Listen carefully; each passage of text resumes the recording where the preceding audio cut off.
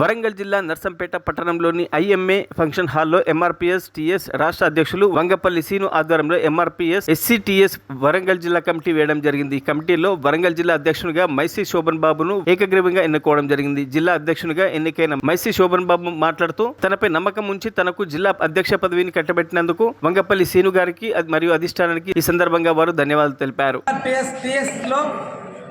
నన్ను ఎంఆర్పిఎస్ జిల్లా వరంగల్ జిల్లా అధ్యక్షునిగా నియమించినటువంటి ఎంఆర్పిఎస్ టిఎస్ రాష్ట్ర అధ్యక్షులు గౌరవశ్రీ వంగపల్లి శ్రీనివాస్ మాధవ్ గారికి ప్రత్యేకమైన వందన తెలియజేస్తున్నాను.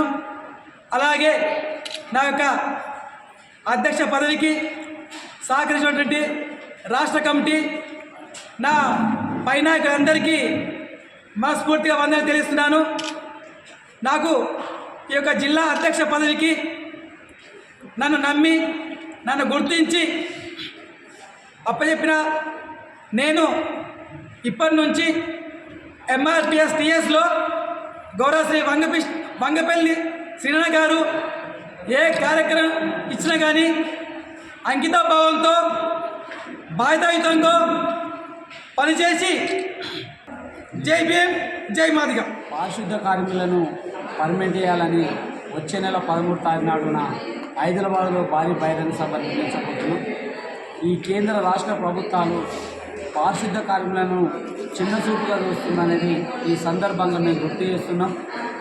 ఏదైతే ప్రతిపక్షంలో ఉన్నప్పుడు రేవంత్ రెడ్డి గారు వీళ్ళ గురించి చాలా సందర్భంలో మాట్లాడారు.